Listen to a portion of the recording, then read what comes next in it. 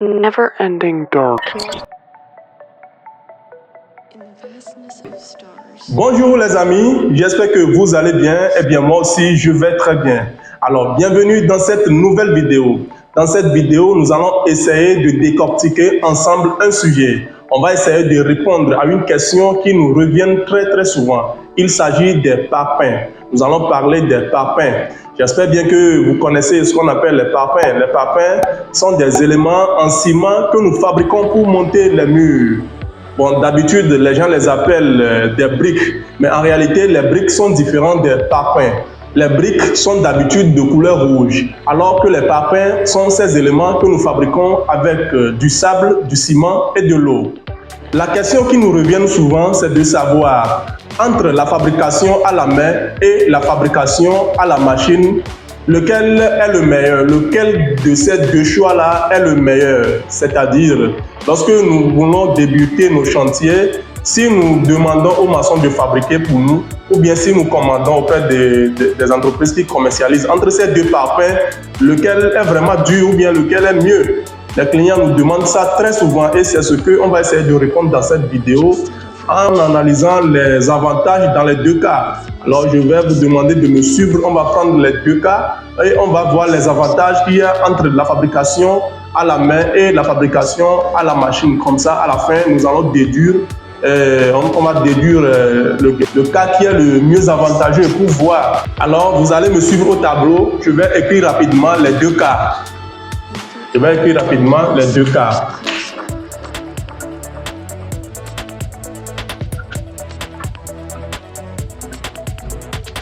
Alors, je viens d'écrire au tableau les deux cas. Ici, la fabrication à la main et de l'autre côté, la fabrication à la machine. Alors, chers amis, nous avons les deux cas au tableau et on va analyser avec 4 aspects, comme je viens de le dire. Nous allons voir premièrement dans le temps. Si on veut travailler dans le temps, est-ce que ça va nous avantager, le temps? Ok, j'ai deux cas ici. Je vais voir si on veut solliciter la maçon de fabriquer pour nous ou bien si on va commander, lequel serait le plus avantageux. Déjà, dans le premier cas, avant de commencer par appeler les maçons de venir fabriquer pour nous, nous sommes dans l'obligation de réunir les 3 éléments essentiels pour fabriquer les parpaings, c'est-à-dire le ciment, le sable et de l'eau. Le sable, le ciment et de l'eau. Et nous allons appeler les maçons de venir commencer par fabriquer. Et tout cela, on peut le faire dans une semaine. Dans la première semaine, dans une semaine, on peut commander les éléments et commencer par fabriquer. On peut terminer dans la première semaine. Donc, ici, on va dire que déjà, avec une semaine, on a fabriqué une semaine. Et après la fabrique, qu'est-ce qui nous attend maintenant? On va attendre que les parpaings ne soient séchés. Et normalement, dans les normes, c'est de 2 semaines à 3 semaines. De 2 à 3 semaines. Donc, on va écrire, mais on va prendre 2 semaines. Donc, plus 2 semaines. Plus 2 semaines. Déjà, on a 3 semaines. On a pris 3 semaines pour fabriquer avec la main. On a pris 3 semaines pour fabriquer avec la main. On va voir dans le deuxième cas. Ici, si on veut commander. Déjà, ici, on sait que ce n'est pas nous qui vont fabriquer. On va commander ça. Les entreprises qui commercialisent ça ont déjà la marchandise, donc il suffit d'appeler. Ouais, donc je pense qu'avec 3 jours, dans 3 jours, on peut commander et ils viendront nous livrer. Avec 3 jours, ça peut suffire largement pour avoir les parpaings sur les chantiers. Donc ici, 3 jours, au plus 3 jours. Alors, dans les deux cas, ici, on peut conclure, on peut voir rapidement que si on veut commander les parpaings, si on veut avoir le parpaing, déjà commander c'est mieux. Commander ça ne va que prendre 3 jours et on peut débuter quelque chose sur le chantier. On va prendre rapidement le deuxième aspect. Le deuxième aspect, on va voir la quantité. La quantité. Donc qu'est-ce qu'on veut dire par ici? On veut voir la productivité, c'est-à-dire si on sollicite les maçons de fabriquer pour nous, est-ce qu'ils seront plus productifs par rapport si on veut commander? Ici aussi, on peut dire rapidement que les entreprises, il suffit que ton acheteur te calcule, comme je l'avais dit, il suffit que ton maîtreur te calcule le nombre de parpaings à utiliser et toi tu appelles, on vient te livrer, peu importe le nombre. Or qu'ici, si les parpaings, si le nombre à fabriquer est beaucoup, si c'est un grand chantier, donc il va falloir beaucoup de semaines. Ici, on avait mis ça dans la première semaine, mais ok, ça peut dépasser si le chantier, c'est un grand chantier. Donc ici, on peut voir que c'est encore avantageux. Parce qu'il suffit de commander, peu importe le nombre, et on viendra nous livrer. Donc ici aussi, je vais juste cocher ici. Ici, c'est avantageux. C'est plus avantageux que fabriquer à la main. On va voir le troisième aspect qui est vraiment important.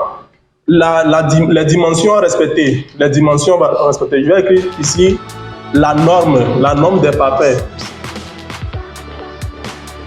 La norme. Qu'est-ce que je veux dire par ici? Nous savons, et ça c'est vraiment technique, nous savons que les parpaings sont fabriqués sur une dimension, c'est sur des dimensions à respecter. C'est là même que la chose devient très intéressante. Les parpaings doivent être fabriqués selon des dimensions à respecter. Le problème que nous rencontrons ici avec la fabrication à la main, c'est que, premièrement, nous savons que c'est l'humain qui est en train de faire ça, ce sont des maçons. Tout ce que les maçons vont fabriquer ne peut pas respecter les dimensions. Déjà, même avant qu'ils ne commencent pas à fabriquer, avec leurs moules, ou bien avec les moules qu'ils fabriquent, les mesures des moules ne sont pas respectées. Et aussi, on peut remarquer aussi que s'ils finissent de fabriquer, tous les briques ne sont pas dans les normes. Par exemple, vous pouvez remarquer beaucoup de briques qui sont fissurées, et beaucoup de briques aussi qui sont bombées. Le jour là, s'il a plu, vous allez remarquer aussi que la pluie a beaucoup dérangé. La pluie va taper sur les parpaings et certains vont se casser. Il y a beaucoup de choses à tirer ici. Or que si nous commandons ou bien avec la fabrication des machines, il n'y a pas de problème. Les briques, les parpaings sont en forme. Il n'y a pas de parpaing qui est cassé. Si c'est cassé, on va vous changer. On va vous changer ça. Il n'y a pas de... C'est-à-dire, il y a beaucoup d'avantages ici. Si on veut voir les normes, c'est ça même qui nous intéresse. Si on veut voir les normes, parce que les parpaings, on va l'utiliser pour poser. Et pour poser, on doit faire beaucoup d'attention. Les choses doivent être à niveau, les choses doivent être bien posées. Et il nous faut des parpaings qui sont dans les normes, qui sont bien dimensionnés, qui sont bien dans les dimensions. Mais avec ici, nous avons beaucoup de difficultés. Lorsque on sollicite les maçons de fabriquer pour nous, les parpaings ne sont pas dans les normes. Nous avons beaucoup de difficultés ici. Les maçons peuvent confirmer ce que je dis. Alors, moi, je conseille vivement, plutôt avec cet aspect, je conseille beaucoup l'achat ou bien le commande des parpaings. Ça nous avantage beaucoup. Alors, moi, je vais cocher encore pour la fabrication ou bien le commande. Pour fabriquer, c'est mieux. Fabriquer avec la machine, c'est mieux. Il y a beaucoup d'avantages, surtout avec cet aspect-là, le respect des dimensions. J'espère que vous convenez avec moi ce que je suis en train de dire. Ok. On va voir la quatrième position, le quatrième aspect qui est l'aspect esthétique. Ça aussi, c'est très, très important. C'est très important, l'esthétique. L'esthétique. L'esthétique, qu'est-ce que je veux dire? On va dire par ici. Ça, c'est après la pose. C'est-à-dire, quand les maçons veulent poser, premièrement, c'est facile à poser. Bon, ça, c'est dans l'aspect précédent. Plutôt avec l'esthétique, c'est-à-dire après la pose, quand on construit avec les parpaings achetés ou bien fabriqués avec les machines, donc c'est joli à voir. J'espère que vous convenez avec moi. Même si on n'a pas encore entamé les travaux de finition, c'est très joli à voir. Parce que les parpaings qu'on a commandés ou bien fabriqués avec les machines sont tellement en norme que quand on pose ça, quand on construit avec ça, c'est très très joli à voir. Sans les travaux de finition, c'est très joli à voir. Donc ici aussi, au niveau de l'esthétique, on peut rapidement conclure que commander les machines ou bien fabriquer avec les machines, c'est mieux. C'est mieux. Dites-moi ce que vous en pensez dans les commentaires si vous pensez au contraire. Alors moi, je préfère cocher encore au niveau de la machine. Vous voyez?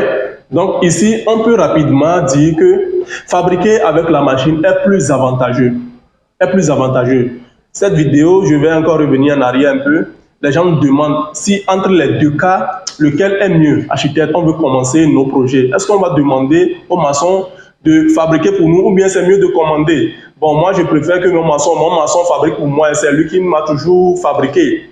Mais si on voit qu'avec l'achat des parpaings ou bien avec la machine, c'est mieux, c'est beaucoup plus avantageux. Dans le temps, avec la quantité, dans les normes, les parpaings sont dans les normes et au niveau de l'esthétique, on peut remarquer qu'à la finition ou bien lorsqu'on finit par construire, le chantier est vraiment beau. Donc ici, c'est ça. Alors, chers amis, on va voir les inconvénients. Parce que toute chose a ses inconvénients. On va voir les inconvénients. Déjà, avec la fabrication à la main, ça n'a pas présenté, ça ne présente pas vraiment aucun avantage. C'est vrai qu'il y a des inconvénients, il n'y a rien d'avantageux ici. Alors, l'inconvénient, on va plutôt regarder de l'autre côté. Qu'est-ce qu'on va dire par ici? Ce qu'on peut dire ici, c'est très technique. C'est-à-dire, nous savons tous que ces entreprises-là aussi font la commercialisation, font du commerce, ils veulent tirer profit. Alors, on va parler ici du dosage. Est-ce que eux aussi, ils respectent le dosage? Je ne pense pas. Je ne pense pas que ces entreprises-là aussi respectent vraiment le dosage. S'il n'y a pas un suivi, je ne pense pas qu'ils respectent le dosage. Comme eux aussi ils font du commerce, donc ils vont réduire un peu, par exemple, le nombre de ciment à mettre dedans pour que le papier soit bien en forme, soit bien dans les normes. Je ne pense pas qu'ils mettent ça parce qu'eux aussi, il n'y a pas de suivi. Et c'est là que les entrepreneurs, les ingénieurs interviennent. Parce que c'est leur boulot de suivre tout ça là. Donc, lorsque vous confiez par exemple vos projets aux techniciens, aux entrepreneurs en bâtiment, aux ingénieurs, les ingénieurs suivent toutes ces étapes-là de pas à pas pour que les choses soient dans les normes. Alors moi, je vous conseille vivement de donner vos projets aux ingénieurs. Il y a beaucoup d'avantages dedans. Ok, alors finalement, on peut dire que le seul inconvénient qu'on peut voir de l'autre côté, c'est que on n'est pas vraiment assuré du dosage que les entreprises utilisent. Nous sommes arrivés à la fin de cette vidéo et merci beaucoup de m'avoir suivi jusqu'à la fin. J'espère que vous avez compris les choses et désormais, quand vous voulez faire le choix entre les parpaings, vous saurez déjà quel choix faire. Alors, je vous remercie beaucoup de m'avoir suivi. On se dit à bientôt.